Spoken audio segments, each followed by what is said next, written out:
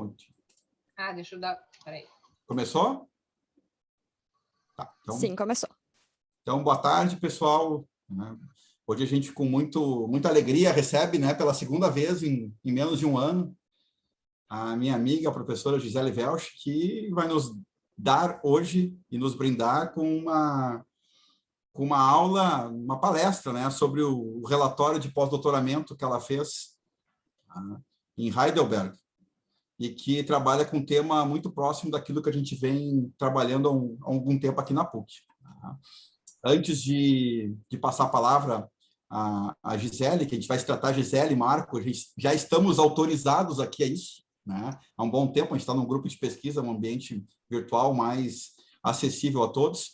Gostaria de dar boas-vindas a todos e a todas aí na pessoa do Vitor, que vai estar com a gente daqui a 3 semanas.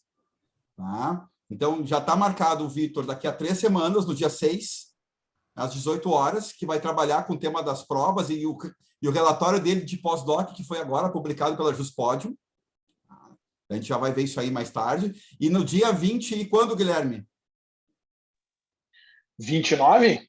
29, o Guilherme, que está acabando o pós-doutorado aqui na PUC com a gente, ele vai falar sobre a tese de doutorado dele, que vai ser publicado também pela TOT, que também toca no tema dos precedentes. Ou seja, então a gente está bem, né, nas próximas 3 semanas aí de eventos relacionados ao nosso grupo, certo? Então já fica todo mundo aqui convidado.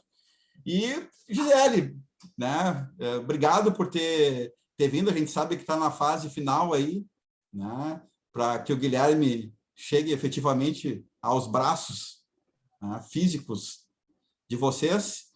Então, a gente sabe da tua correria, sabe do teu tempo, sabe que tudo cansa. Me ver já cansa, né? Imagina me ver falando, né? Então, muito obrigado por ter participado. Eu sei que é um dos teus últimos eventos acadêmicos, né? O último? Eu achei que tivesse mais um.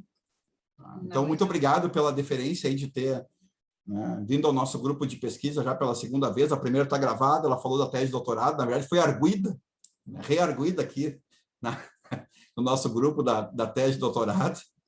E eu vou te passar a palavra antes de falar do livro, né, para uma apresentação da Gisele. A gente tem feito isso. Tá? Vida acadêmica, mestrado, reexame necessário, doutorado, legitimidade dos precedentes, né, da decisão judicial, né, um pouco da tua pesquisa em Heidelberg, do teu pós-doutorado, e aí a gente, né, ou se já quiser engatar direto para o tema do teu livro, que é Precedentes Judiciais e Unidade do Direito, que, na verdade, não deixa de ser um lançamento virtual do teu livro hoje também, aqui com a gente, né? Publicado pela editora TOT, uma análise comparada entre Brasil e Alemanha, né? Estudo importantíssimo, né, para desvendar aí um pouco da unidade do direito na Alemanha, sobre a supervisão do professor Christopher Kern, ou seja, the best, né, o maior hoje, acho que processualista da Alemanha, em tão pouca idade, né, é uma pessoa muito jovem, perto do que eventualmente já produz, e da importância acadêmica e do porte acadêmico que tem. Então, eu passo diretamente a palavra à professora Gisele para que, enfim, possa se apresentar, né, mais do que eu apresentei, mas dizer um pouquinho da vida acadêmica dela, quais são os planos, né, o que trabalhou um pouquinho ali no mestrado, que publicou um livro pela editora do advogado, depois publicou pela RT, fugiu da nossa coleção, foi, né, hein, Vitor? Deu os ares de uma escola paulista, mas voltou, voltou para nós, né, de onde não devia ter saído, devia ter publicado aqui com a gente. Estou brincando, né? A gente faz brincadeira aqui também. Então, fica com a palavra. Muito obrigado. Obrigada, Marco. Boa noite, colegas. Boa noite, Marco. Boa noite, colegas presentes, colegas e amigos. De fato, vou me permitir também um tom um pouco mais informal, um grupo de estudos, e a grande maioria eu conheço, né? Se não são colegas, professores, são também colegas profissionais com quem eu já estive, estou vendo aqui vários da pós-graduação, a Luísa, o Pedro, né? A Camila acabou de entrar, querida amiga também, o Vitor, né? Professor Vitor, eu conheço o Vitor antes do Vitor ser professor, né? Mas eu sempre soube que ia ser. Mas professor Vitor, muito bacana, também está aqui. Enfim, colegas, né, todos aí, pessoas por quem eu tenho grande estima. É uma alegria e uma felicidade, então, estar aqui com vocês. Como disse o Marco mais uma vez, já tive ano passado. Mas, sobretudo agora, por quanto esse é, de fato, eu acredito, a não ser que eu tenha mais uma banca da própria pós aí da PUC, mas eu acho que vai ser meu último evento acadêmico aí, antes do nascimento do meu filho, né, o Guilherme Arthur, que eu já estou com quase 36 semanas de gestação, está bastante avançada, né? Então está ficando difícil, sem fôlego para falar, um pouco cansada. Eu estou na poltrona de amamentação dele aqui para falar com vocês, mas eu não podia negar, eu fiz questão porque a PUC é minha casa, né? A PUC do Rio Grande do Sul é minha alma mater. Eu sou egressa da graduação, especialização, mestrado, doutorado da PUC, uma filha da PUC completa, total e geral, né? Em todos os sentidos, não nego. Então, eu tenho muito carinho, né? Muito apreço, enfim, quase devoção por essa escola de direito que eu vejo se desenvolver cada vez mais, tenho muito orgulho. E hoje o PPGD, sob a condução do Soringo, que prefaciou a minha obra com muita alegria e distinção, e especialmente o processo civil, né? A teoria geral da jurisdição está sob a batuta do Marco, do Reichel, que são professores também que têm feito um trabalho incrível, né? A produção que se tem visto é de grande respeito e de alegria e orgulho para nós que somos egressos. Então, eu não podia ser diferente, fico bem contente e acho que vai me dar bons augúrios, né? Boa sorte aí eu estar finalizando esse período, depois eu retorno no segundo semestre, mas ao final, se Deus quiser, com as atividades, né? Com vocês, para falar então do meu último livro, do trabalho mais recente, de pesquisa, que foi o meu pós-doutorado realizado, né? Inclusive, falando um pouco, então, da minha trajetória, mas esse pós-doutorado que eu realizei na Alemanha, eu morei 1 ano na Alemanha, em Heidelberg, uma cidade belíssima, e onde tem uma universidade muito emblemática, a segunda mais antiga, né, da Alemanha, e, de fato, sob a supervisão e com, né, a recepção do Sr. Christopher Kerr, que é um processualista, né, de grande entrada e estudos e de grande contribuição aí na seara do processo civil. Então foi uma honra assim tremenda, ainda mais podendo morar lá e ficar lá, né? E fazer essa análise que pode parecer no primeiro momento, eu quero tentar assim de repente desmistificar isso com vocês, estranha, né? Por que a Gisele, que trata dos precedentes judiciais, vinculação a precedentes, já tinha feito isso na sua tese, não é? Vai buscar uma análise comparada, vai buscar direito comparado na Alemanha, né? Que é um sistema de civil law e não de common law, como os Estados Unidos, Inglaterra, que são sistemas que deram, né? Que dão esse suporte, essa inspiração para a inserção de algumas técnicas no nosso sistema, né? Especialmente o estadunidense, a gente sabe disso. Então, por que ela foi para a Alemanha? O que a Alemanha pode trazer de contribuição, se não tem nenhum sistema de precedentes, mas tem muito a trazer de contribuição, especialmente na seara outorga de unidade do direito, né, de uniformização da jurisprudência, de unidade do direito, e, inclusive, embora, né, vinculação, não haja lá na Alemanha um sistema de precedentes formalmente vinculantes, como aqui, nosso CPC quer ensejar, quer, né, determinar pela previsão do 926 e 928, de fato, as decisões dos tribunais superiores são amplamente seguidas e respeitadas.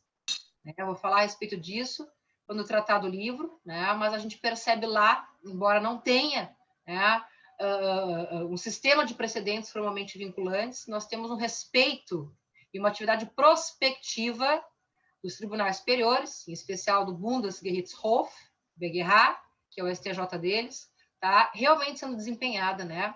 Com êxito e eficiência. E isso é muito interessante para a gente se inspirar e tentar progredir o nosso modelo que demanda e precisa deveras, né?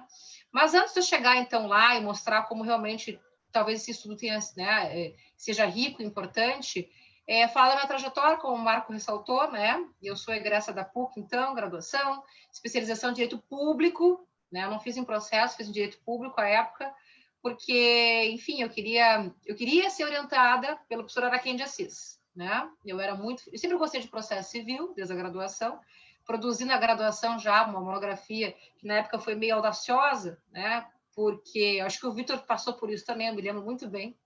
Fez uma monografia que era uma dissertação, né, Vitor? Eu me lembro. A gente conversava a respeito disso nos almoços no 11. Pois é, e eu fiz só uma monografia sobre a efetividade e a celeridade do processo civil brasileiro. Só isso, né, lá na graduação. Claro que ingênua, sem saber ainda o que isso representava e a profundidade que tem que ter para estudar essas questões, os institutos todos, mas já comecei a me incursionar. Sempre gostei de processo, mas acabei optando em fazer a especialização em direito público, porque a de processo civil estava mais no início, e eu queria ser orientada pelo professor Araquém de Assis, e ele dava aula também, e ali era mais fácil, enfim, o Soringo dava aula, também era muito fã do Soringo, e aí eu fiz direito público, especialização, mas com foco no processo, eu escrevi sobre cabimento de mandado de segurança contra ato judicial. O professor Araquém foi meu orientador, ele não orientava na especialização, mas eu conversei com ele e eu convenci, né, de me orientar à época, o que foi ótimo, e aí, assim, já fui engendrando, né, os passos para o mestrado, fazia grupos de estudos, né, que a gente sabe, né, Marco, isso é bem importante, geralmente quem frequenta os grupos, já conhece a linha, vai caminhando para o ingresso no mestrado, isso é bem importante, a PUC, ela é bastante meritocrática nesse sentido, eu acredito, porque ela estabelece, né, especialização, grupos, pesquisa, publicação, mestrado, doutorado, e eu acho isso louvável, porque isso estrutura e forma os acadêmicos de fato. Pelo menos comigo foi assim, e eu vejo vários aqui que estão seguindo esse caminho, né? E aí entrei no mestrado, ato contínuo da especialização, né? Também sob a orientação do professor Araquém de Assis, tá? E aí escrevi, tive essa sorte, né? Ainda peguei ele no programa, e escrevi sobre o reexame necessário, né? O reexame necessário, que é uma garantia da Fazenda Pública e uma questão bem controversa. Hoje, o CPC 2015 já restringiu as hipóteses, né, de cabimento, aumentou os tetos, então isso está um pouco menos, digamos, controverso, né, considerando que era considerado mais um privilégio desmedido, né, e também um fator que que feria a igualdade entre Estado e particular. Então, analisei o Instituto sobre o viés da efetividade da tutela jurisdicional. O professor Araquém, ele era, né, realmente, como desembargador, foi, né, aposentado, ele era fã do tema e achava que tinha que ter mais produção, né, acadêmica a respeito, tinha pouca produção, e aí eu, né, desenvolvi a dissertação sobre esse tema mais dogmático, eu sei, mais específico, mas foi bom, foi muito bom, publiquei depois para a Livro do Advogado, como o Marco comentou, né, isso eu defendi em 2008, saí do mestrado, e aí já lecionando, né, comecei a lecionar em 2009, né, também ato contínuo, assim que acabei o mestrado, passei por algumas universidades, né, mas aí 3 anos depois eu fui fazer o doutorado na PUC, então entre mestrado e doutorado, 3 anos lecionando, amadurecendo na prática, sala de aula, isso é muito importante, né, e aí fui fazer o meu doutorado na PUC também, cheguei a pensar em fazer na URGS, mas eu sempre tinha essa queda pela linha da PUC, da Máxima Vênia. A URGS é uma escola maravilhosa, tem muito respeito, né, pela produção da URGS também, mas eu me enquadro, assim, me assemelho mais à produção da PUC, né, nesse sentido de efetividade, instrumentalidade da tutela jurisdicional, e com assim, né, com viés bem pragmático. Eu sou advogada também, né, advogo desde sempre, desde que me formei, então também eu sempre me assemelhei mais com a linha da PUC, né? Mas eu sei que também fiquei muito, isso eu ouvi de alguns professores, né? Essa crítica, fiquei muito PUC, e isso também não é bom. A gente tem que também conversar com outros colegas, outras escolas, né? E talvez isso tenha me faltado e eu fui sentindo isso, né? Então, eu fiz doutorado na PUC, mas com grande alegria e proveito, tá? Eu tive 2 orientandos no doutorado, tive essa sorte ou não, comecei com o professor Sérgio Porto, e ele se aposentou no meio do caminho, né, Marco? Tu te lembra porque tu ingressaste daí, né, no PGD, eu lembro muito bem. Eu fui uma das primeiras a saber, Marco, que tu ias entrar, porque eu estava em reunião com ele no escritório, falando da minha tese, e ele me disse que tu ias ser o sucessor, e eu fiquei muito feliz, né, jovem, processualista, animado, né, então, e competente, né, já estava lá na La Salle, né, Marco, então, não é assim, já provou isso. E então foi muito bacana, né, mas eu estava com o professor Sérgio Porto, que foi bem difícil, porque daí eu acabei os créditos, estava naquela produção de 2014, escrevendo, e ele se aposenta, né, mas daí eu, né, segui com a professora Elaine Macedo, excelente também, né, grande professora, que me ajudou ali na finalização, ajustes finais da minha tese, que eu defendi em 2015, então, na PUC, né? Eu analisei a função normativa da jurisdição, um tema que eclodiu fortemente, vocês sabem, com o projeto do CPC 2015, começou ali em 2010 com o projeto e veio sendo discutido, né? E aí isso aconteceu ainda, né? Eu defendi minha tese em 11 de maio, né, Marco? Estava na banca, o Vitor estava assistindo. Eu defendi minha tese dia 11 de maio de 2015, gente. E vocês bem sabem que o CPC, né? Então, ele foi promulgado em março de 2015, né? Não tinha entrado em vigor, que foi 2016, pela vacácio, né? Mas só se falava nisso, em mudanças. E uma das grandes inovações, colegas, oi, a Luana, que depois também entrou, eu vi, tudo bom, querida? A Vanessa Bica também, enfim, Laura. Uma das inovações, assim, novidades, tá? Que foram introduzidas e foram muito controversas é o sistema de precedentes, né? E eu inventei de tratar sobre isso. E foi mudando, vocês sabem, né? Várias disposições foram mudando e eu fui pegando tudo isso, né? Tá bom. Aí eu analisei, né, o título da tese, não foi nem o título que depois eu publiquei, versão comercial pela RT, pela coleção Ligma, né? Foi a função normativa da jurisdição, a partir da análise, da observância de certos critérios decisionais, porque este era um temor muito grande, que essa ideia de uma jurisdição exercendo função normativa, não é? Trouxesse uma arbitrariedade para o sistema, uma insegurança, e não é esse o escopo, pelo contrário, de segurança jurídica, não é? De previsibilidade e estabilidade do sistema. Então, eu analisei essa função normativa, considerando positiva, mas a partir da observância de alguns critérios decisionais, como devida e adequada motivação, né, da decisão, vinculação obrigatória, adequação obrigatória com a Constituição, e, inclusive, também, né, com a participação, a contribuição do amicus curiae, o amigo da corte, né, na formação de precedentes, para fins de outorgar maior legitimidade democrática na formação desses precedentes. Né? Porque vocês sabem, né, o Brasil originariamente de civil law e tudo mais, então isso tudo veio se introduzindo algumas técnicas aos poucos, súmula vinculante, né? Mas muito se discutiu, mas isso fere a separação dos poderes, o judiciário vai legislar, e essa confusão, e isso não pode. E aí eu tentei buscar alguns critérios que outorgassem maior legitimidade democrática ao judiciário, que não tem essa outorga constitucional originária, não é? Então, eu entendi que o amicus curiae, a motivação constitucionalmente adequada, e o amicus curiae contribuindo, atuando, né, como fator de participação democrática do processo, diálogo democrático, trazendo a sociedade civil, órgãos, entidades, para dialogar previamente a formação do precedente, né? E também para qualificar tecnicamente a decisão. Eu até analisei muito a função das agências reguladoras na condição de amicus curiae, né? Porquanto elas têm uma função técnica muito relevante, e aí a gente pensa quais são as decisões, os casos que, ao fim e ao cabo, vão ser elevadas, né, ao status de precedente, pela sua natureza e condição inicial. São as ações repetitivas, né? Então, ali a gente pode pensar consumidor, discussão de servidor público, né? Concessão de serviço público. Então, aí a gente percebe que acaba tendo um protagonismo das agências reguladoras, né? Dentro dessas matérias de direito. E aí eu considerei que seria interessante essa participação, né?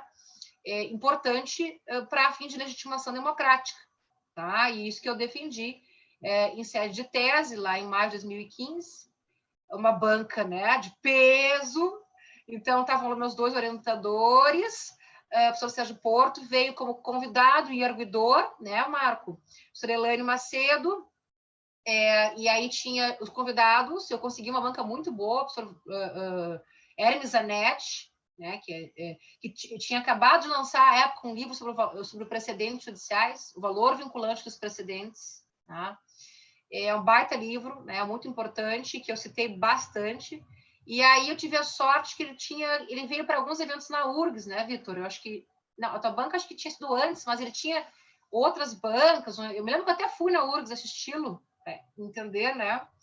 E aí consegui aproveitá-lo para a nossa banca na PUC também. O professor Luiz Rodrigues Vamber, que eu gosto demais, né, também. da sua produção, da sua atividade pragmática nos tribunais superiores, né, como advogado. Também estava por um evento na OAB e eu consegui aproveitá-lo também na nossa banca, né? Professor Daci Guimarães Ribeiro, né, que é um parceiro, né, enfim, professor da PUC também, estava na banca, né? E ainda o professor Marco Jobim, né, integrante do PPGD, estava lá também na banca, né? Então, uma banca excelente, né, muito boa, professores experientes, qualificados e que contribuíram, de fato, com o meu trabalho, né? Que, claro, eu sei, é um tema audacioso, novo, né, controverso, mas enfrentei, né? E aí restei aprovado, então, né? E aí depois melhorei o trabalho, né? Complementei, vocês todos devem saber disso, quem, né, ainda, ou vão descobrir, a gente, né, não termina nunca uma tese, a gente abandona num certo ponto, tá? Não tem como, não é?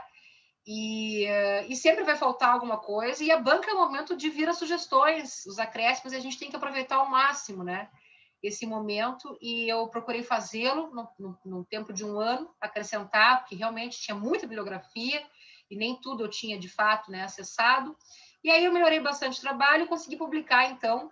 Eu lembro que o professor Vamber gostou bastante do trabalho na época, e ele comentou com a professora Tereza Arruda-Alvim, né, que é uma professora excelente, eu sou muito fã dela, ela produz muito nessa seara, ela teve acesso ao trabalho, gostou, e indicou para a coleção Lima, da RT, né, foi aprovada, e eu publiquei com eles, sem desprezar a Escola Gaúcha, eu sou da Escola Gaúcha, pelo amor de Deus, né, mas achei que era uma oportunidade aceitar, né, publicar pela RT. E aí, assim foi, queridos, e aí eu publiquei em maio de 2016 pela RT, então, tá, este livro, que se chama Legitimação Democrática do Poder Judiciário, no novo CPC. Eu me lembro que isso foi dito na época, coloca novo CPC na capa que vai ter um fator comercial para vender, né? Porque tudo era novo. Mas, no fim, depois até me arrependi de colocar a legitimação democrática do Poder Judiciário, porque muitas pessoas confundem que eu estou falando de alguma coisa, né, que não é o que eu falo. Na verdade, eu falo, sim, da introdução da cultura de precedentes por meio do CPC 2015, não é? Mas eu sugiro critérios e meios para otorgar maior força democrática na formação desses precedentes, tá? Então, não é, assim, uma discussão política, como pode parecer, mas tudo bem, o livro está aí, né, circulando ainda, e sempre continuei pesquisando esse tema, tá? Na minha atividade como professora, como acadêmica, advogada, né, a gente vai amadurecendo, e eis que lá pelas tantas, eu achei que era o caso de fazer um pós-doutorado, né? Na verdade, né, também tive uma situação pessoal, eu ia fazer o meu doutorado nos Estados Unidos, tá? Porque eu queria continuar com o tema dos precedentes. Vocês sabem que, né, a Inglaterra, mas especialmente os Estados Unidos, nos trouxe muito, né? A gente tem um modelo, a gente se inspirou muito, né, no sistema estadunidense, e eu pretendia fazer nos Estados Unidos. Mas acabou que daí eu me envolvi profissionalmente aqui, enfim, né, a coordenação de curso, etc., e demorou um pouco mais. Nesse meio tempo eu conheci meu marido, né, que já estava programado para fazer um doutorado. Ele doutorado na Alemanha, porque ele já tinha estudado na Alemanha, morado na Alemanha. O Vitor conhece, né? O Rafael, acho que até foi teu contemporâneo de URGS, Rafael Medeiros. E aí o Rafael, ele já tinha morado, né? Assim como o Vitor, fez aquele um ano lá que a URGS proporcionava, estimulava eles, em Heidelberg, né? E ele é da área do tributário, né? Ele orientando do Humberto Ávila. E ele tinha esse plano de fazer o doutorado integral. Ele não queria fazer aqui no Brasil de jeito nenhum, em nenhum lugar. Então, ele realmente, né? Ele fez doutorado integral lá, tá? Porque ele é fluente no alemão e tudo. E ele tinha esse plano. Aí, enfim, aí acabou convergindo que eu aproveitei que o Rafael tinha esses contatos em Heidelberg, inclusive com o professor Christopher, né? Eu tinha traduzido aí artigos dele, eu conheci ele primeiro, né? O Rafael foi em final de 2017. Aí eu fui indo, visitando e tal, e acabei indo, conheci o Kern, conversei, né, fiz uma entrevista, falei da minha ideia, e conheci a universidade, até que daí a gente amadureceu, viu que dava para fazer um trabalho lá, e ao fim e ao cabo, 2018, fui, né, algumas vezes para conversar com ele, mas ao fim e ao cabo eu fui em 2019 para morar, eu casei em fevereiro de 2019 com o Rafael, que voltou da Alemanha para casar comigo. Depois a gente voltou juntos, né? E aí voltei com o Rafael em março de 2019 e fiquei até isso. Esse aí é o livro. Muito bem, Hanna. Obrigada. Da tese. Muito bem, muito obrigada. E aí fui morar na Alemanha, gente, tá? Né? Fiquei um ano, voltei em fevereiro de 2020. Voltei para o Brasil e eclodiu a pandemia, né? Mas aí foi muito bacana essa experiência. Marco, já posso ir falando, então, da experiência e depois, tá. Se alguém quiser falar, eu acho que vai ter um momento para isso depois, mas se alguém quiser falar, fique à vontade, né? Bem tranquilo, a gente está aqui em casa todos, né? E aí foi o que foi bacana, tá? Então, desse pós-doutorado, eu acho que o Vitor também teve essa possibilidade no pós-doutorado dele, né? É a gente poder passar um tempo lá, inclusive, até conversando agora com vocês, né? Mais dos bastidores do que envolve um pós-doutorado. Porque assim, né, pessoal, depois que tu já fez um mestrado, um doutorado, é professor, né? Escreveu vários artigos, etc, né? Um pós-doutorado tem que ser uma coisa diferente, mas eu entendo, né? Substancial, mais, né, Vitor, mais específica, assim, mais contributiva de fato, né? Não mais do mesmo. E se possível, de, né, trazer algo do direito comparado, né? Então, o que foi interessante para mim foi poder morar na Alemanha, tirar esse ano que eu tirei, que não foi sabático nem aqui nem na China, né? Nem aqui nem na Alemanha, melhor dizendo, por quanto ano sabático tu fica, né, relax. Não foi nada fácil, gente, porque assim, ó, eu tive que estudar alemão, né? Eu não sou fluente no alemão, eu tenho um nível intermediário, eu consigo ler, falar, assim, diálogos, né, não tão complexos e mais arrastados, né? Mas eu tô no nível intermediário, porque demora muito tempo, é uma língua dificílima, tá? Eu que falo inglês e italiano não tão bem, mas o bom é que dá para se virar no inglês na Alemanha, tá? Todo mundo fala inglês na Alemanha. Então isso é tranquilo. Eu cheguei lá falando inglês e fui, mas assim, eu comecei a estudar alemão antes aqui, tá? Por exigência do meu marido, que é muito chato, disse: eu vou te ajudar, vou te colocar em contato, mas eu não vou ficar te traduzindo e tem que ser séria a coisa, né? Então, ele me cobrou isso, então eu comecei a estudar, tá aqui com professora particular, professora dele de muitos anos, tudo. E nas férias, lá no Goethe Institut, né, lá em Munique, eu fiz também um curso. E aí, bom, aí já tinha uma noção mínima, né? Mas lá, todo o período que eu fiquei na Alemanha, pessoal, eu estudei alemão. Todo o período, né? Sim, de manhã era o alemão e de tarde eu ia para a faculdade pesquisar, né? Era bem puxado e muitas vezes eu achei que não ia aguentar, né? Tu estuda ali aquelas coisas do beabá total, né? Construindo frasezinhas, a casa é amarela, né? E assim vai. Mas isso tem que ser, porque diferente do inglês, o alemão não é assim. Eu entendo mais ou menos e eu consigo extrair o sentido. De jeito nenhum. Né? Não dá para achar que vai botar no Google e vai ter o sentido que é, porque não vai. Um tradutor não existe, né? Então, eu tive que, mais ou menos, pessoal, entender a língua, o que eu consegui, para fins de leitura e ter acesso né, de forma originária, algumas fontes bibliográficas, tá? Para poder trazer essa contribuição. Né? Porque também não adianta ir para a Alemanha e ficar trazendo só obra em inglês, né? Então, isso foi bastante bacana, mas mais do que isso, eu conheci a língua razoavelmente, a cultura, eu frequentei a universidade, eu tinha lá um Arbeitszimmer, uma sala de trabalho, eu conversei com colegas, doutorandos, eu assistia disciplinas, tá? De direito civil, processo civil. Eu fui depois conhecer o BGH, o Bundesgerichtshof, conversei com uma juíza atuante em Frankfurt, que fez o tour. Quer dizer, sabe, eu vivi também aquilo, né? Eu assisti audiência, né? Isso tudo no livro, pessoal. Tem no finalzinho um anexo, que são notas de processo civil comparado. Porque todo o período que eu estava lá, eu, assim, procurei pesquisar, não só na parte que eu escrevi, mas execução, que agora está se discutindo muito a desjudicialização da execução, né? E lá a Alemanha tem muito disso, tem a figura do agente de execução, o Gerichtsvollzieher, né? É o agente de execução, então na execução tem muita coisa. Enfim, como é a deliberação, né, das decisões, que é diferente, tá? O segredo da deliberação, o próprio formato das decisões, as sentenças são mais enxutas e simplificadas, Tem uma série de questões que são interessantes. Na tutela coletiva, tinha acabado de ser inserida na ZPO, que é o CPC deles, né? Civil Process Ordnung, o Instituto do Musterfeststellung-Klage, que não é o Musterverfahren, que vocês todos já conhecem, que é o incidente de coletivização que deu, né, que inspirou muito o nosso RDR. É um outro incidente que foi inserido na ZPO em novembro de 2018, tá?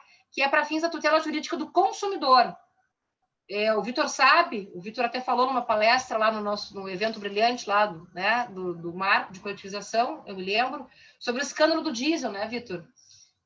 Aqui, claro, aconteceu no mundo todo, mas na Alemanha eles se preocuparam, né, fortemente com isso, e aí inseriram na legislação processual esse mecanismo de tutela coletiva dos interesses dos consumidores lesados, tá? Pela comercialização de automóveis que, enfim, né, que lesavam o meio ambiente, que tinham escape de diesel, né, e causavam dano ambiental, tá?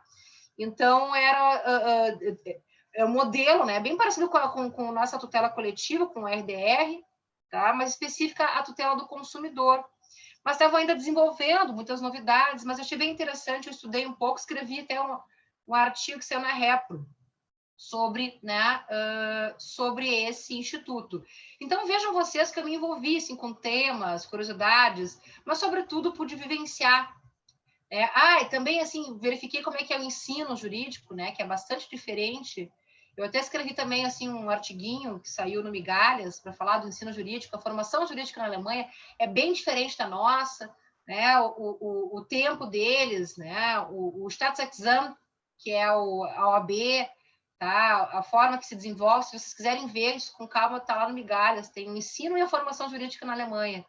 Eu publiquei, né, é bem interessante. Eles demoram muito mais tempo, eles têm muito mais liberdade, eles não têm as disciplinas obrigatórias como a gente tem aqui na faculdade, eles podem escolher, têm mais liberdade, né? Mas eles também são mais exigidos ao final, né? Tem o período de estágios obrigatórios, o referendariato, né? Que acaba dando, então, esse gap de tempo maior para eles, o tempo que eles levam, gente, para acabar uma graduação, fazer um exame de ordem, que é bem exigente, né? E depois fazer o seu mestrado, doutorado é muito maior. Lá na Alemanha, eles começam a se tornar doutores e professores com 35 anos, mais ou menos, né? Porque tem todo um iter assim mais, né, mais longo, tá? Então tem as suas peculiaridades, né? Na graduação eu senti mais liberdade, mas tem depois exigências maiores. E, enfim, essas peculiaridades todas do ensino jurídico, tem as disciplinas de Arbeitsgemeinschaft, né, que é resolver. Isso eu achei deveras interessante, pessoal. Na graduação, eles têm disciplinas para resolver casos em conjunto, a partir de casos concretos. Então, eles vão, assim, dissecando o caso, parte por parte, sabe? O problema, a premissa, como se resolve, e em termos práticos. E o aluno visualiza como é que aquilo, ele entende, sabe que está na lei ali, a dogmática, e vai resolvendo a questão. Eu assisti essa disciplina e achei bárbaro, né? Várias questões assim que a gente vai vendo que tem essa diferença, e o que eu quero dizer para vocês é que tudo isso eu procurei viver, já que eu estava lá. Claro que de vez em quando também eu, né, dei umas passeadas na Europa, evidentemente, né? Tomava vinho honesto, não é? Ia lá na época de Natal, né, que a gente tinha aquelas feirinhas de Natal maravilhosas para tomar um Glühwein, né? Uma coisa maravilhosa, né? Tinha lá aquele castelo medieval em Heidelberg, que tinha concertos e festas que a gente ia às vezes. Claro, né? Sem hipocrisia, claro que aproveitei também. Mas em um ano dá para fazer bastante coisa, e eu acho que essa vivência do ambiente, da cultura jurídica, é isso que eu acho que também que traz assim essa carga, sabe? Isso foi muito válido. E aí eu fui escrevendo esse artigo estendido que acabou redundando nesse livro, né? Na verdade, quando eu saí de lá, Marco, eu até tinha escrito um artigo em inglês, deixa claro, embora eu tenha conseguido um nível de alemão intermediário para conseguir ler, né? Não sem muita dificuldade, né? E de longa para poder ler, porque ainda mais o alemão jurídico, não é? mas eu não escrevi o artigo que eu entreguei para o Kern lá em alemão, eu escrevi em inglês, tá? Porque eu não sou habilitada para isso. O Rafael está escrevendo a tese dele em, né, auf Deutsch total, mas aí são anos, né? Porque ele sim é fluente no alemão, né? Mas eu escrevi em inglês lá um artigo que vai ser publicado lá, né? Num periódico lá. E aí também tem a versão em português que eu, chegando no Brasil ano passado, atualizei, né? E aí publiquei. Aqui é um livrinho de 100 páginas, é um livro curto, tiro curto. A ideia é trazer a contribuição mesmo. Eu fiz paralelo com esse pós-doutorado lá, e eu fiz também na PUC, tá? Só que são dois independentes, na verdade, né, Jubim? Eu fiz na PUC com o Reich de supervisor, mas a temática é correlata. Por que eu quis fazer isso? Porque é um estudo comparado, então eu quis ter, né, aqui o nosso modelo, tá? E trazer para cá, para a PUC, essa contribuição, e da Alemanha, paralelamente. Tanto que eu entreguei também esse artigo, Jobim, ainda, né, em português e tudo, ali na PUC, né? Em fevereiro do ano passado também, tá? Mas são dois doutorados distintos, né? Perdão, dois pós-doutorados distintos e separados, não é um sanduíche, certo? Muito bem. Aí, então, o livro, né, Precedentes Judiciais de Unidade do Direito, Análise Comparada Brasil e Alemanha. Vamos lá. Tentar resumir aqui, né, para não ficar, para ver se vocês têm alguma pergunta ou querem, né, conversar a respeito disso. Como eu falei, pode parecer estranho, né, aqui que eu fui trazer da Alemanha, essa Alemanha não tem um sistema estruturado de precedentes formalmente vinculantes, tá? Mas não é. A Alemanha tem muito, né, a contribuir, como já contribui, vocês sabem disso, a gente tem inspiração no direito civil, né, no direito processual civil. No direito processual civil, muito mais do que eu imaginava. Eu me impressiono. Olha, vou dizer a vocês, seja na execução, seja nos recursos, tem questões, tem previsões, inclusive dogmáticas, que é simplesmente a literal tradução para o português de lá. Tem muita semelhança, tá? Tem muita semelhança. E isso é uma coisa que eu não sabia tanto, né? Até realmente estudar e ler em alemão e conhecer a legislação de lá, fazer pior, né? Com mais profundidade. E na seara de precedentes, pessoal, a Alemanha não tem, né, um sistema, então, de precedentes formalmente vinculantes. Mas a Alemanha tem uma preocupação com a uniformização da jurisprudência, com a outorga de unidade do direito, que é uma cultura, uma premissa do sistema. Tá? Porque, para eles, segurança jurídica é algo muito caro. Segurança jurídica, no sentido de estabilidade e previsibilidade, é algo que decorre do próprio Estado de Direito. Né? E isso está na própria lei fundamental, na Constituição deles. Tá? Então, todos os mecanismos que levem à efetivação de segurança jurídica, inclusive na seara processual, são prestigiados pelo sistema, né? De modo geral. E me chamou a atenção quando eu fui estudar, e muito me ajudou o livro que vocês devem conhecer, do Renato Beneduzzi, né? Que é o Processo Civil Alemão, Introdução ao Processo Civil Alemão, né? Vitor, Marco, não sei qual dos colegas mais conhece. Eu já falei com ele, disse, me ajudou muito, né? Me chamou a atenção muito, assim, na esfera recursal, quando eu comecei a ver, e a minha preocupação era trazer uma contribuição em sede de precedentes. E a gente sabe que aqui no Brasil, né, é muito problemático ainda, está evoluindo, mas, especialmente na seara dos tribunais superiores, a gente tem um problema muito sério. Algo que o Daniel Marinoni, o Daniel também, no pós-doutorado dele, foi buscar, né, lá na Itália, e trazer contribuição, e que veio com Cortes, né, que é uma contribuição, um livro excepcional, e já falando da necessidade de remodelar, de redefinir os papéis das Cortes Superiores, ou Supremas, né? E isso era uma questão que eu pensava, eu quero produzir alguma coisa no âmbito dos tribunais superiores, tá? Porque especialmente o STJ me preocupa muito. O que o STJ tem feito, né, da sua atividade jurisdicional, o sistema tem proporcionado, e como ele tem dado, me preocupa muito. Tá? Então, eu que fiquei pensando assim, o que podia fazer dentro dessa perspectiva. E aí eu descobri o recurso de revisão, a revisão, que é o recurso análogo ao recurso especial aqui no Brasil, que é, né, processado e julgado pelo Bundesgerichtshof, o BGH, que é o tribunal equivalente na Alemanha, né, é o Tribunal Federal Alemão, tá? Que vai julgar, especialmente, ele julga alguns recursos, mas especialmente a revisão, que tem de dois tipos. Tem para admissão, alguns critérios para admissão, e tem a persaltum, né? Que é daí quando tem um valor de alçada que permite, se as partes concordarem, que pule direto do primeiro grau para a análise do Tribunal Superior. Mas, em geral, se julga, né, é um recurso das decisões dos tribunais estaduais, tá? Ou regionais, assim como é o RESP, né? Para o STJ, tá bem? E me chamou a atenção a sistemática de julgamento, né? As premissas, o procedimento e os requisitos de admissibilidade desse recurso.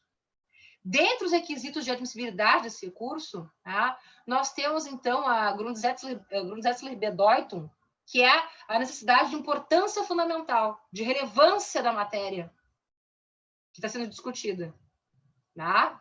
Ao lado, evidentemente, da verificação pelo tribunal da necessidade de uniformizar a jurisprudência, porque se percebe que tem tribunais estaduais que não estão aplicando o entendimento de modo uniforme, e ainda a necessidade de desenvolvimento do direito. Olha que interessante, lindo isso. Eu achei lindo quando eu descobri.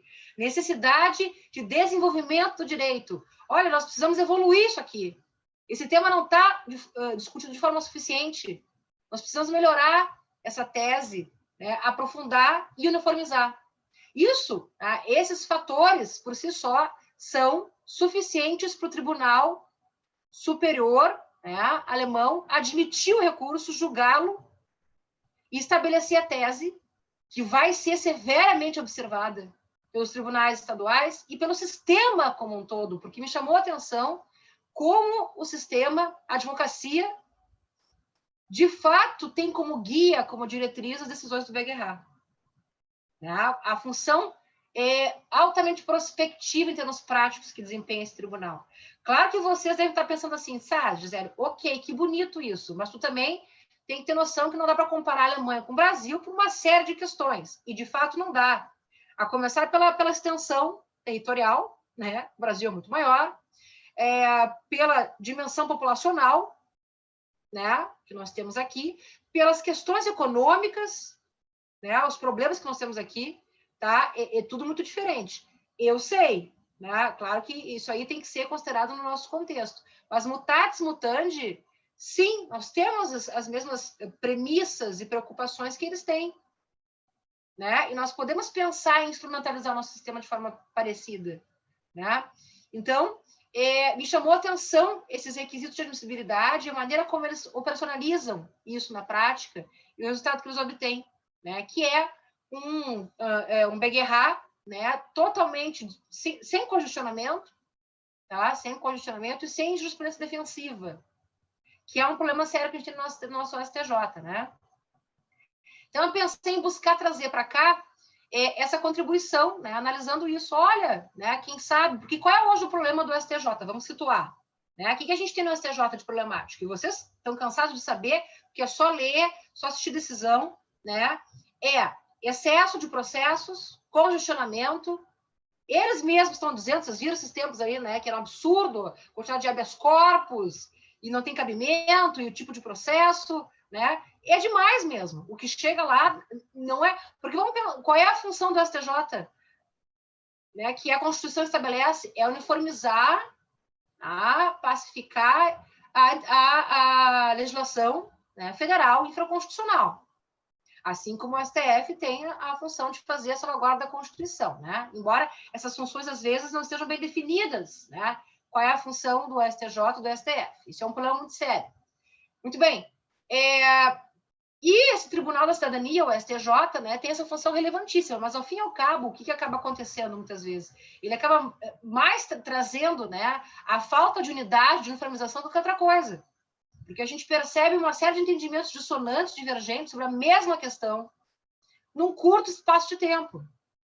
E mais do que isso, a gente vê um desserviço até, porque como há um excesso de recursos chegando, de processo, porque o STJ se transformou numa terceira instância no Brasil, isso é um absurdo, porque não é isso, né? Tem uma competência específica, não é para revisar mais uma vez a matéria que ele serve, não é para isso que ele serve. Como vai chegando, então, muitos recursos, ele não consegue desempenhar essa atividade. E aí, para responder a isso, ele desenvolve postura de jurisprudência defensiva, seja por uma aplicação heterogênea, equivocada e anômala da súmula 7, de vedação, seja por aquele vai e vem que o Marinoni chama de zona de penumbra, né? Entre o STJ e o STF, aquele vai e vem de recurso especial, extraordinário, chega no STJ, não, mas aqui tem ofensa à Constituição, tem que subir para o STF, tem que ser jogado lá, recurso extraordinário. Aí chega no STF, não, mas a ofensa não é direta, é reflexa. Não, né? Não tem que ser jogado via recurso extraordinário. Quer dizer, fica esse vai e vem, essa zona de penumbra indefinida, de que quem, afinal, tem que fazer a análise, a verificação, né, da interpretação da lei conforme a Constituição. E isso é algo extremamente negativo, tá? Que acaba dando esse desserviço da prestação jurisdicional, né?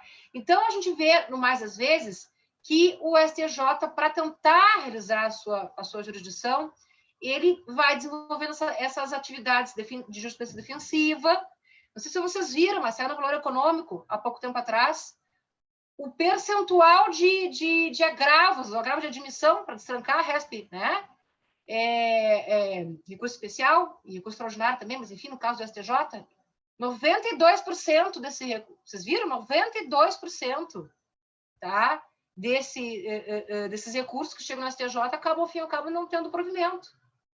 Né? Então, existe realmente uma tendência de refrear, de blindar com uma jurisprudência defensiva. Agora, vocês viram esse último julgado que se estabeleceu que para fazer controle de precedente qualificado, que eles mesmos chamam, né, de precedente qualificado, de recurso especial repetitivo, e mandado de segurança, porque não cabe reclamação. Não sei se vocês viram, é bem recente, né? Depois do agravo interno, né, e tudo, não, voltar para o Tribunal do Rio de Janeiro, porque tinha que julgar, né, lá, então, mandado de segurança, ainda que, claro, mandado de segurança, contrato judicial é anômalo, é excepcional, mas reclamação aqui não cabe. O STJ já disse ano passado que não cabe a ele fazer o controle da adequada aplicação de precedente via reclamação, o julgado do ano passado, né?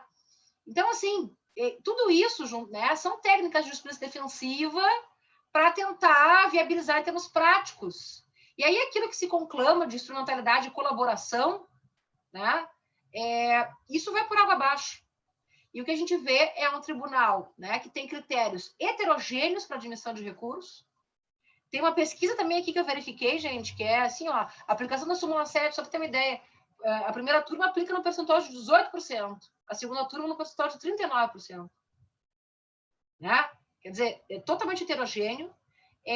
Esse vai e vem, essa zona de penumbra que o Marinoni chama, né, de não é aqui, é no STF, chega lá, não é no STJ, né, o tempo que se perde, tá? E mais essas questões também, né, da súmula 7, não vou poder, não se aplica a teoria da causa madura, não posso examinar, não posso adentrar, quer dizer, não cabe reclamação, poxa vida, reclamação é um poderoso instrumento nesse sentido, né, então isso tudo me preocupou deveras, e eu pensei, né, o que eu podia pensar em propor, vindo da Alemanha, que tem um quadro totalmente diferente, um cenário diferente, sem congestionamento, né, e sem jurisprudência defensiva. Pelo contrário, né, o BGH, em revisão, em princípio também, tá? É só matéria de direito. Mas, em último caso, por exemplo, quando a causa está madura, quando tem um caso de nulidade flagrante, eles julgam também, né? Inclusive até, né, superando o juízo de cassação, tá? Eles aplicam o direito ao caso em sede de recurso de revisão. E se precisar examinar os fatos, eles examinam os fatos, sem problema, sem restrição. O que a gente não percebe no STJ. Gisele, mas lá tem que ver qual é a questão, qual é o número de recursos. Sim, de fato, é bem menos inchado, congestionado. Mas aí me chamou a atenção, o que será que eles fazem? Além de ter menos processos, né? A gente tem que também pensar, né, que tem a questão de que lá tem uma mediação, né, tem menos litigiosidade, uma mediação mais evoluída. Isso é um problema no Brasil ainda. Muito bem. Mas o que eles fazem para qualificar o que chega no BGH? O tipo de matéria que vai ser julgada? Eles têm um filtro recursal, tá? Eles têm como requisito de admissibilidade, eles têm, então, a necessária importância fundamental, a transcendência da matéria, que seria, então, um filtro, né? Mais ou menos o que a gente tem no recurso extraordinário, com a necessidade de comprovação de repercussão geral. E isso, olha que interessante, né? E eu sei que no Brasil isso não é novidade também. Vocês sabem que tem uma PEC desde 2012, né? Começou na Câmara dos Deputados em 2012 e agora está no Senado já, número 10, desde 2017, paralisada, né? Porque a atividade legislativa é isso no Brasil, né? Mas existe uma PEC, pessoal, para inserir no recurso especial, tá? A importância fundamental, a relevância, a necessidade de comprovar ao recorrente, quando interpõe o recurso, a relevância da matéria, para caber, né? Aí, para ter julgamento, um recurso especial, né? Que alteraria a previsão do parágrafo 1º do artigo 105 da Constituição Federal. Só que está paralisada essa PEC. Né? Inclusive, depois veio a outra PEC lá, vocês lembram? 2019, que propõe a criação de ações revisionais ordinárias no STJ, no STF, que foi para resolver o problema do processo penal, na verdade. Né? A possibilidade de prisão depois decisão de segunda instância. Aí a ideia é que tem essas ações revisionais, né? E que se termine com os recursos especiais extraordinários. Isso é uma outra situação. Só que não caiu essa PEC aqui, ela está parada. E Humberto Martins, o presidente do STJ atual, já disse, em entrevista recente, que é uma prioridade da gestão dele, é uma prioridade estimular, enfim, e apoiar a aprovação dessa PEC, a PEC da relevância.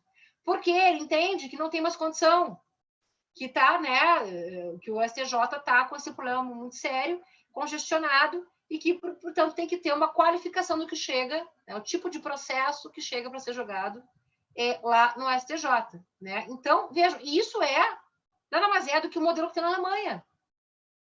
Tá? Nada mais é do que o requisito de admissibilidade da importância fundamental na revisão. Né? Então, isso é já uma inspiração trazida de lá, tá? Desde 2012 também, mas são outras técnicas, assim, né? Enfim, que eu posso referir, como essa, por exemplo, de poder julgar, né? Se a causa está madura, analisar os fatos, superação do juízo de cassação, e, de fato, né, pessoal, uma real observância, tá, das decisões dos tribunais superiores. Não adianta nada a gente mudar a lei também, aprovar PEC, né? A mera alteração legislativa não vai resolver. O problema é a cultura que se estabeleceu, né? E uma coisa que eu concordo, não adianta colocar filtro no recurso especial se o STJ continuar com decisão divergente, como tem, porque daí o advogado, né, Marco, ele tem o dever ético de recorrer. Né? Porque, afinal de contas, né, cabe o recurso nessa hipótese, isso tem que ser dissipado. Então, também não pode estar mudando de composição, mudando ministro e mudando entendimento. Precisa ter uma autorreferência, né, jurisprudencial do STJ. Os advogados também precisam ter mais cuidado, né, na observação dessas teses, na proposição de distinguish, de distinção, na operacionalização dos precedentes. Quer dizer, claro, tem toda uma questão de cultura do sistema, mas talvez, né, a aplicação desse filtro, que é o que já acontece na Alemanha, seja algo positivo. Porque, claro que isso vai demorar muito tempo. Tem na doutrina, e eu até acabei defendendo junto, né, a possibilidade de aplicação já do STJ se organizar, se comprometer e fazer toda uma política, tá, de reformulação na aplicação de precedentes, de já ter aplicação desse filtro de modo por analogia do que já se tem da repercussão geral no recurso extraordinário. Porque, afinal de contas, por que no recurso extraordinário, que tem uma função similar ao recurso especial, né, que buscar a interpretação e aplicação do direito, né, por que então também não se inseriu esse filtro? Seria uma lacuna do sistema. E quando tem lacuna, a analogia está viabilizada. Então, já ir aplicando por analogia e critério de igualdade esse filtro para buscar qualificar as matérias que chegam no STJ e acabar com essa cultura de terceira instância, que hoje transformou o STJ, né, e os tribunais superiores. E o que adianta, né? Ao fim e ao cabo, a gente sabe que isso não vai, né, trazer grandes diferenças. Então, essa seria uma possibilidade, porque, na verdade, o que precisa, e o Marinoni, né, não estou sozinha nessa, o Marinoni, na zona de penumbra, né, também disse, essa redefinição, essa reestruturação, tá? Não digo só do STJ, STF, mas especialmente do STJ. O STJ não está funcionando, não está fazendo o que deve. Né? Pelo contrário, talvez não tenha um desserviço. Então, essa reestruturação, essa reformulação, o STJ tem que formar precedentes, e depois o STF tem que controlar a constitucionalidade dos precedentes, que é a ideia do Marinoni, né? Então, isso é o que acontece na Alemanha, tá? Isso é exatamente o que acontece na Alemanha. Então, tornar o tribunal viável de desenvolver o direito, né? Que é algo que urge mais do que nunca. E como são isso aí por meio do funcionamento do BGH, da revisão, né? Desse recurso análogo lá na Alemanha é viável e é operacionalizado, eu fiz essa comparação, tá? No livro aqui, então, no terceiro capítulo em especial, eu trago isso, falo do procedimento de um, né, de outro recurso, o que poderíamos buscar e trazer, implementar aqui, e mostro números de lá, os números daqui, para a gente ver, né, se de repente isso ia ser bem aplicado aqui. Porque, claro, né, pessoal, tem mais isso, né? Não dá para querer ficar trazendo o instituto de fora e aplicar, tem que contextualizar, tem que ver se isso é viável. Mas me parece que sim, porque essa premissa que na Alemanha, né, uma premissa cultural do sistema de segurança jurídica. O próprio Kern tem um artigo até, Marco, que a Maria Angélica e o Corrin, né, traduziram, porque eles também, né, o Corrin, na verdade, é incursionado no alemão, ele fala, e eu conversava muito com ele a respeito disso, né, como é que a gente pode pensar num, né, judiciário mais evoluído, que realmente desempenha sua função, e mais do que isso, o judiciário faz parte do Estado, um Estado que tem estabilidade. Como é que vai o Estado se desenvolver sem previsibilidade? Se não se sabe o que esperar do Poder Judiciário. Então, tem interesse público envolvido nisso, né? De desenvolvimento da economia, do Estado. Tá? O Judiciário tem essa função.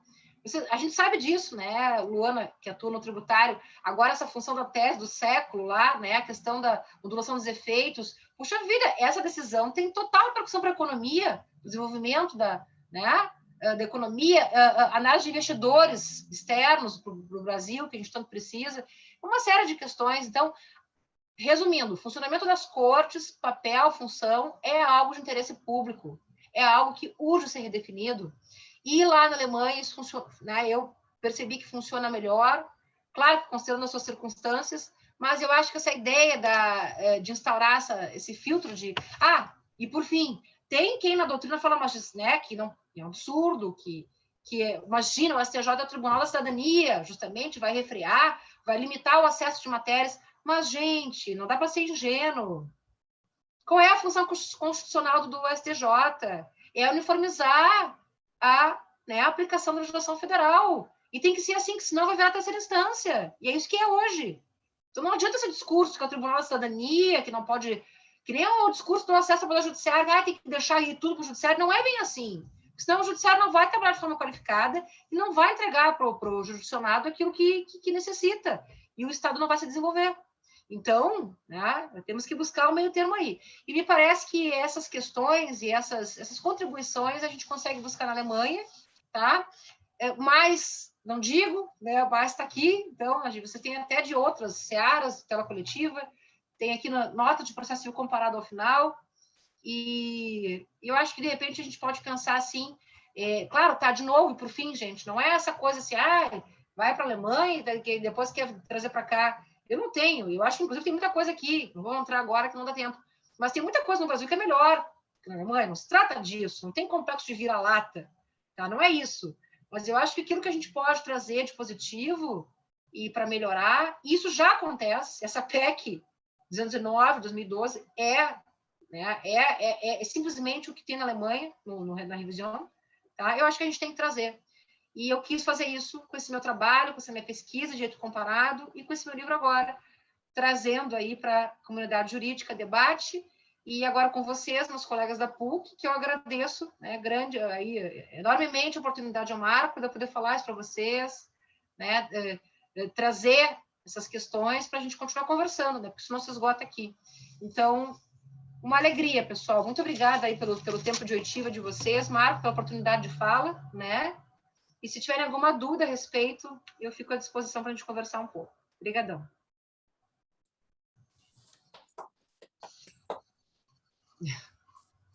Gisele, muito obrigado. Que clareza, que objetividade para passar um tema tão complexo que envolve... Foi embora? Não. Caiu para cá.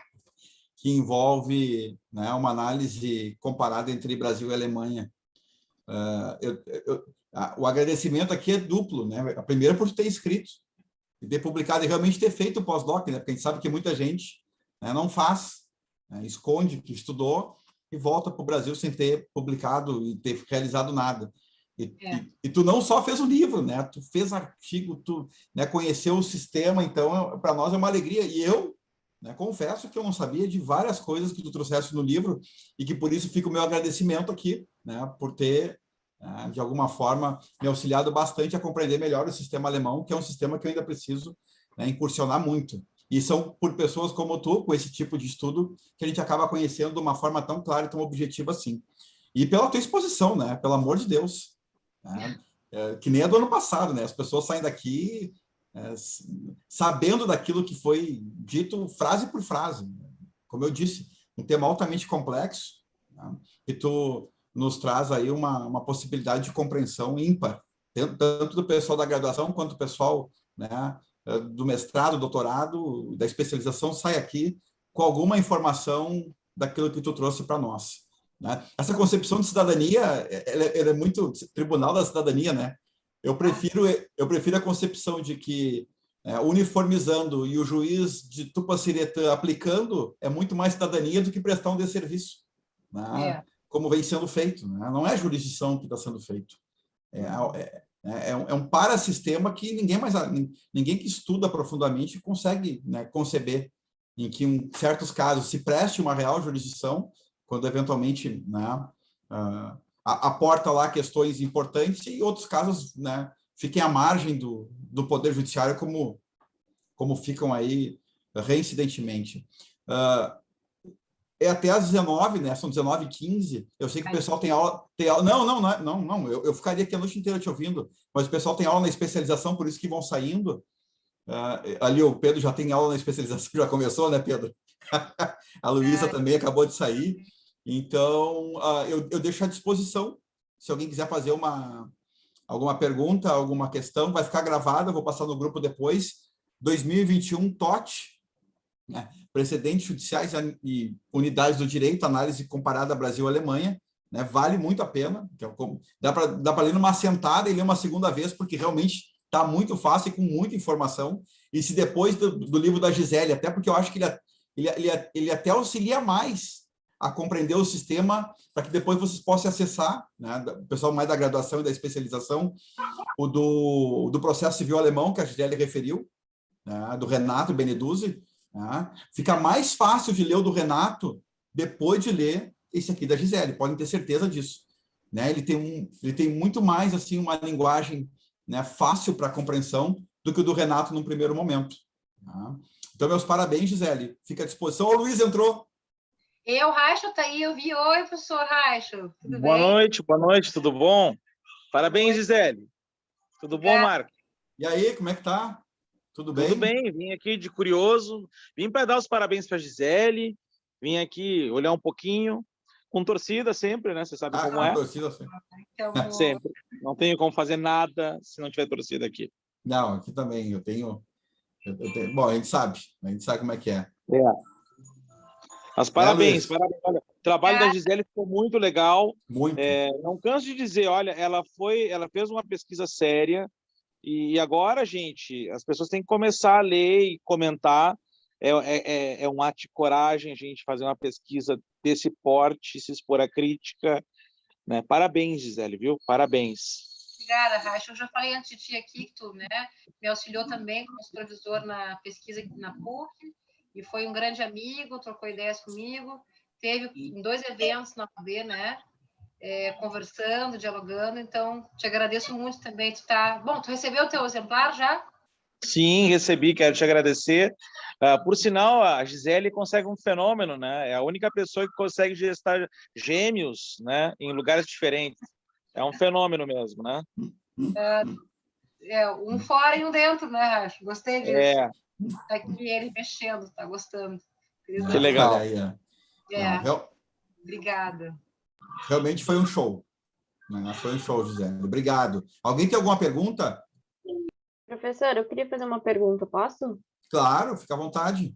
boa noite, professora Gisele, foi um prazer ouvir a senhora. Eu sou da graduação, sou aluna do professor Marco, e eu queria só tirar uma dúvida se a senhora notou, no tempo na Alemanha, se a postura dos ministros era semelhante com a que nós temos aqui, no caso, esse ativismo judicial, eles em si, assim, não o tribunal e os procedimentos, mas a postura dos ministros em relação à política, a todas as questões que eles acabam se envolvendo e muitas vezes atuando de forma mais militante do que jurídica. A senhora notou isso na Alemanha? Como que foi? Boa pergunta, Maria Eduarda, obrigada. Sim, percebi, como eu disse, eu fiz né, essa questão de viver o judiciário também, assisti, fui no BGH, fui no Bundesgerichtshof, né, que seria o STJ, mas no Bundesverfassungsgericht, que é a Corte Constitucional, é bem mais difícil o acesso. Inclusive, isso é uma crítica que fica, né? Eles não dão acesso assim, ao público externo. Mas pude verificar, conversando e lendo, né, bastante doutrina de lá, que, na verdade, assim, o que tem de diferença, Maria Eduarda? Esse aspecto de ativismo mais político, a gente percebe mais na Corte Constitucional, até pelas matérias que lá chegam, né? Aí sim a gente percebe um avanço maior nessas questões, nessas matérias, mas não como acontece aqui, né?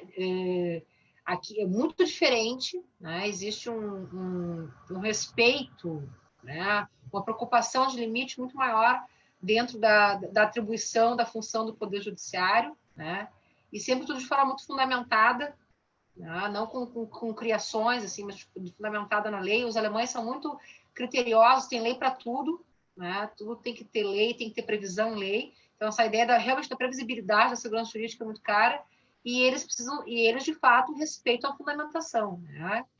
Então, não tem essa questão da criação, assim, tão forte. Tem, sim, um certo ativismo em algumas matérias, como o direito ambiental, que é muito forte na Alemanha, né? E aí sim a gente percebe lá, então, na Corte Constitucional, digamos, decisões assim mais envolvidas, né, mais entusiastas e proativas, mas jamais sem criacionismos. Isso não se percebe. Como eu disse, a previsibilidade lá é algo extremamente assim, resguardado e respeitado. E o que chama atenção, por fim, Maria Eduarda, que tem a ver com a atuação dos ministros, é a questão do segredo da deliberação, né? Na Alemanha existe o segredo da deliberação dos órgãos colegiados. A decisão, quando vem a público, ela vem já una, né? Claro, exceto as decisões da Corte Constitucional, do Bundesverfassungsgericht, que daí é possível ter acesso à declaração de voto individual. Mas, de resto, dos outros tribunais, né, vem já unificada. Então, essa coisa de TV Justiça, de showzinhos em julgamentos, de discussões de Gilmar Mendes e Barroso, né? Esse tipo de questão assim mais política, isso não se vê, tá? Não se verifica lá, não. É bem diferente. E, como eu disse, e isso também tem que ser considerado, a questão da cultura, né? Da postura do judiciário é algo que faz toda a diferença. E a gente percebe na Alemanha, eu não estou dizendo que é melhor ou que é mais sério, né? Mas a gente vê uma preocupação maior de apego à lei mesmo, assim, sabe? De fundamentação, de segurança, de previsibilidade, sem tanta criação como a gente vê aqui às vezes. Então, eu percebi essa diferença, Maria Eduarda, mas bem interessante a tua pergunta. Obrigada. Obrigada, professor. Eu que agradeço, querido. Que eu dei uma aloprada hoje de manhã na aula de execuções, né, sobre ativismo aí. O pessoal da graduação, Maria Eduarda, o Pedro, está aqui, está todo mundo assim, tá louco para perguntar sobre ativismo judicial. Eu achei sensacional, né, o aluno de graduação com essa pergunta. Só por isso ser provocada. Foi provocada pelo professor Marco Jobim, muito bem. Na execução também, Maria Eduarda, é bem interessante. Eles têm Eu também acabei me incursionando assim, um pouco na execução, que eu gosto dessa matéria, e eles também eles gostariam de ter privatizado a execução já, né? Teve até projeto de lei que acabou não indo para frente, e eles têm um agente de execução deles, o Gerrit Flotzia, ele é mais independente, né? Bem mais do que o oficial de justiça brasileiro, e um pouco desse projeto, embora seja baseado em Portugal, tem muito do agente de execução, e a gente percebe daí assim, não é, né? Mas é assim, é uma ideia de ter essa liberdade maior. né? Mas com controle jurisdicional, sempre com controle jurisdicional, apegado ao título, ou seja, essa questão de respeito à lei, essa questão da previsibilidade do sistema, sabe? Inclusive na execução, que tem assim uma liberdade maior para fins de buscar de recuperação de crédito, a gente percebe sempre essa preocupação com a legalidade e que nunca afastar do controle da jurisdição, né?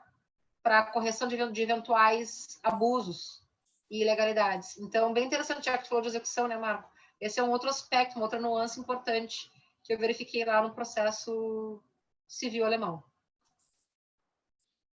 Obrigado pela pergunta, Maria Eduarda. Alguém tem mais alguma pergunta? Ou podemos deixar a professora Gisele descansar também, que deve ter cansado, né? Não, eu fico um pouquinho sem fôlego de falar, né? Porque eu estou já um pouco mais já ofegante. Raichel, eu falei que esse aqui é o meu último evento agora mesmo. Eu estou com 36 semanas quase, né? Mas eu estou na poltrona de amamentação aqui, confortável. Eu também estou aqui para poder respirar, porque a barriga já está crescendo nessa pandemia, então também estou numa poltrona de amamentação. Se for por esse caminho, critério da barriga, estamos todos. Eu teria que reduzir meus eventos assim drasticamente, né? Ô, professor, eu só queria Tu vai fazer uma pergunta, Luana? Vai só parabenizar, porque eu... Vou só parabenizar, mas... Ah, tá. Não vou fazer pergunta.